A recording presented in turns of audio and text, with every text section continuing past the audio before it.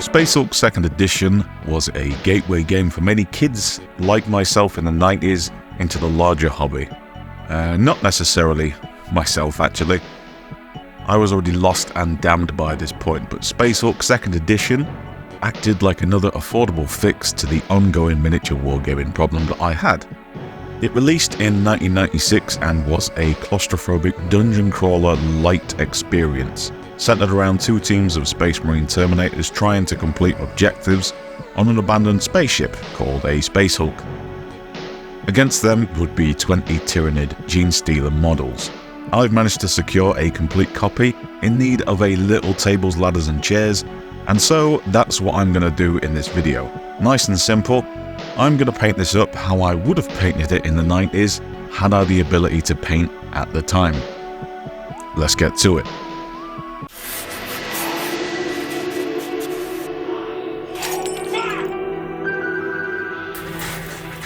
So yeah, it is Space Hulk time. Finally, Space Hulk 2nd Edition to be Pacific. I did pick this box up super cheap at the EH Gaming Tabletop sale, probably maybe the start of the year, maybe the end of last year. And it is super important to note that I did absolutely buy this for about 30 quid.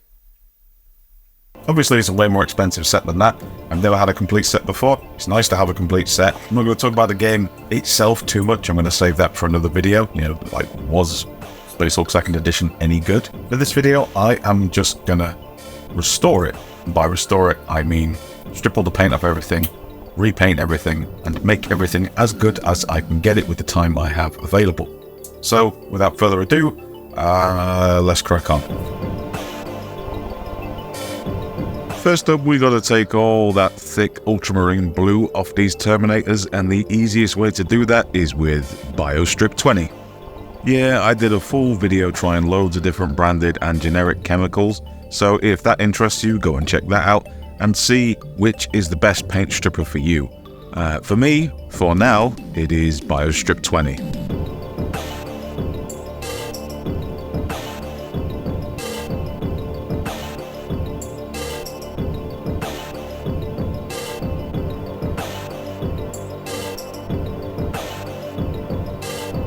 Okay, you may or may not have seen me paint a Space Marine before, but the general approach is the path of least resistance and the least use of any fine detail work. My sclerosis-y arm gets tired and, finely controlled motor skills, they fail me pretty quickly. So I tend to save that stuff as a special treat at the end. For the bulk of this work, I'm overbrushing and dry brushing. I'm starting with neat coats of a super bright primary red. Be careful when painting them this way not to clog the model up and lose any detail, but you'd be surprised how well this method actually does. I mostly work in broad strokes and any areas in shadow normally stay black with this method, so the shadow's kind of done here really.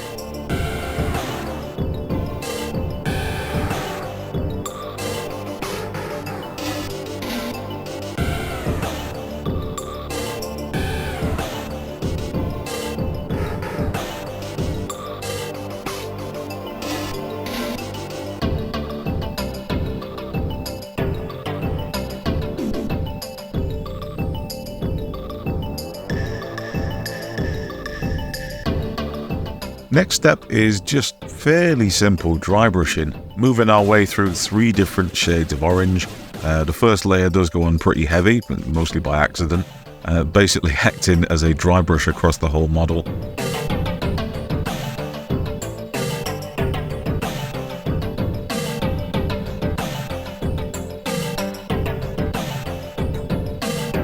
And then each successive shade brighter aims more toward the edges and the tops of shoulder pads, where I want the light and edges to catch.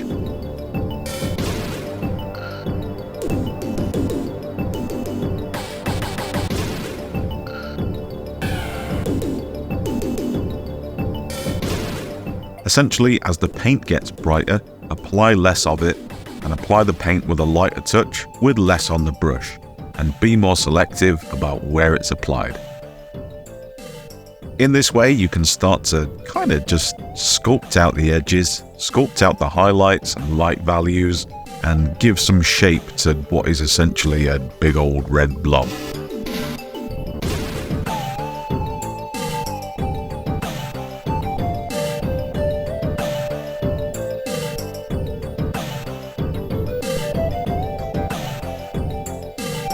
Here's some of that fine detail that I mentioned earlier. Just a smidge of edge trim using Vallejo Pale Sand, or something like Wraithbone would also do the job really thin down. Just catching the very sharpest of edges, maybe 6 or 7 edges per model, maximum. And then we basically tie everything together that we've done so far with an orange glaze.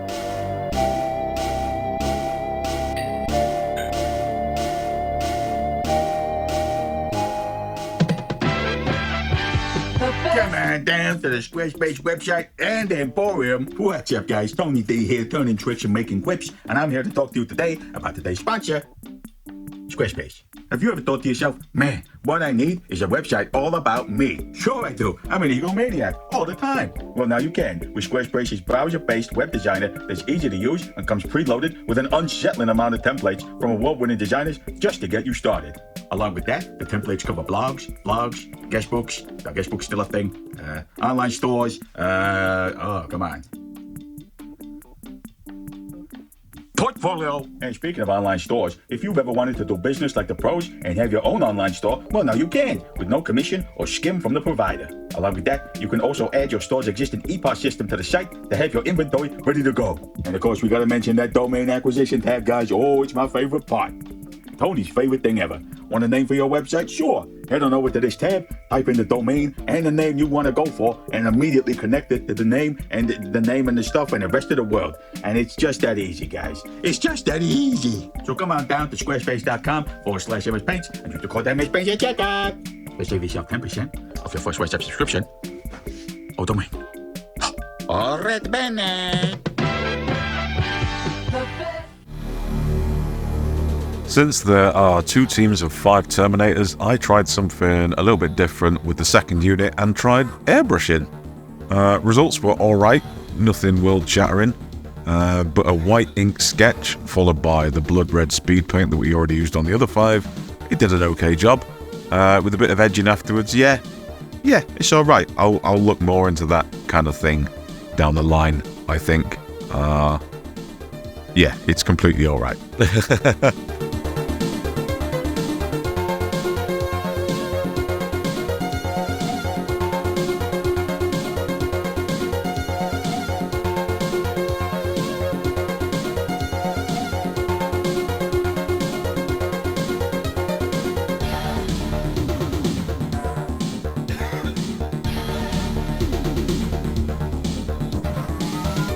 I decided to get a little bit of that Deathwing cream vibe in there on these guys, just the faces, that is, using an off-white base, followed by a bony matter or skeleton horde, their dealer's choice, and then a final highlight of that original off-white, basically is all that these needed.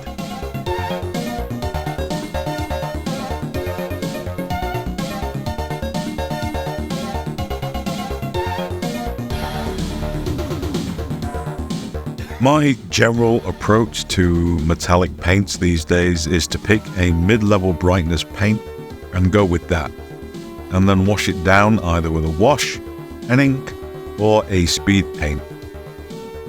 Most of the metallic highlighting I've ever done has generally looked a little bit shit. So I settled on this for, most things. I just apply a base coat and I wash gold with a flesh speed paint, and I wash metal with an Ulm oil. That's kind of it. And if you ask me, and virtually no one does, the end result is kind of bright enough, to be honest. If I want it to be a little bit more jazzy, I'll just add a bit of gloss varnish at the end, really.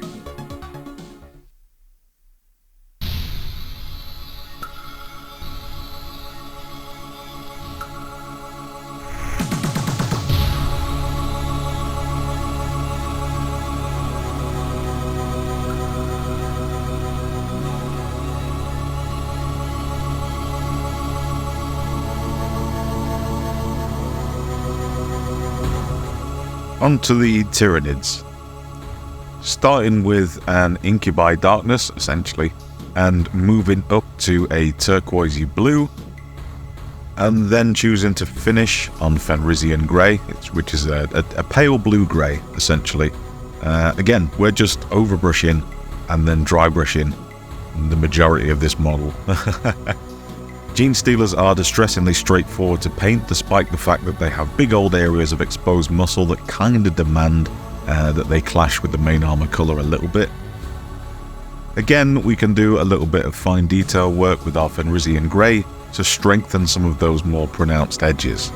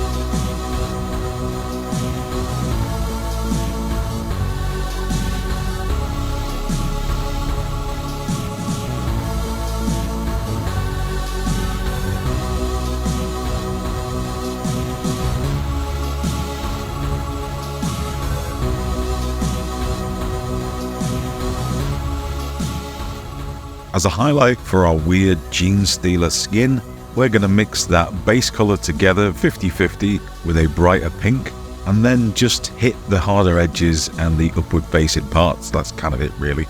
It looks pretty fucking brutal going on, but it does dry quite a bit more subtly than you'd think.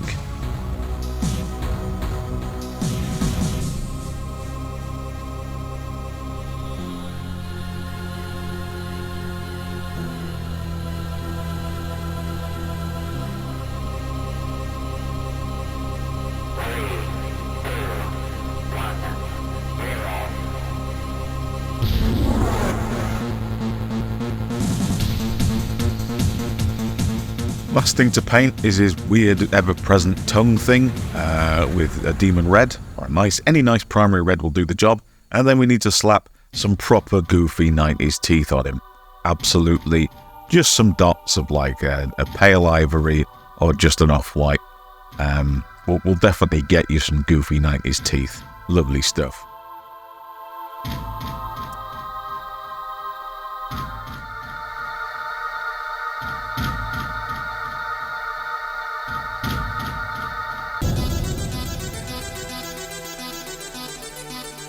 Leaning into what I said earlier about a mid-level metallic being washed down, this is kind of what we're going to go for with the bases here.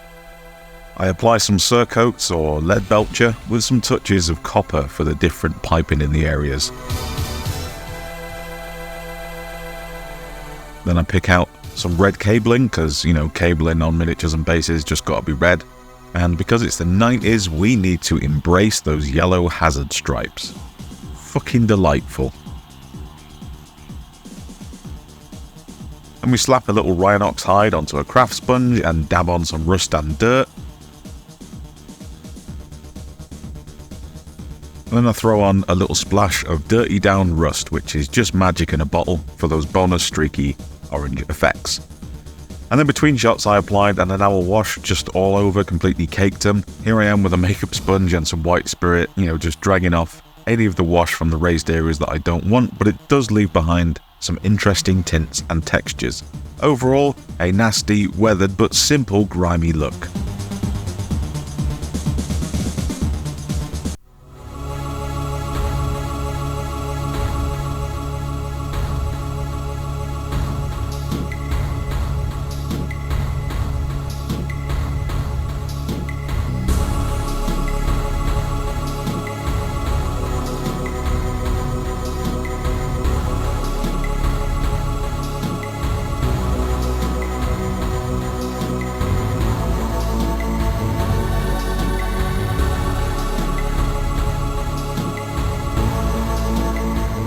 So this was a pretty nifty little project.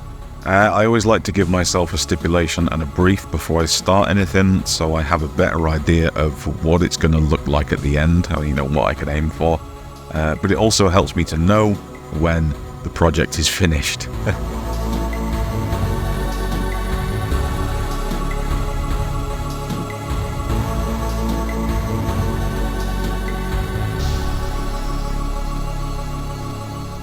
Does it look like a set from the 90s that I tried my hardest to paint? Well, yeah, fucking kinda. And that is good enough for me, and therefore it is done.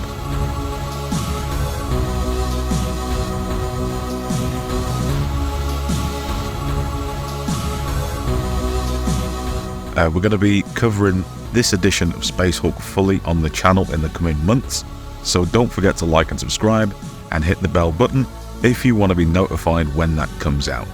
Big thank you to my wonderful Patreon community for making videos like this possible, and thank you for watching. Cheers! I'm out of here.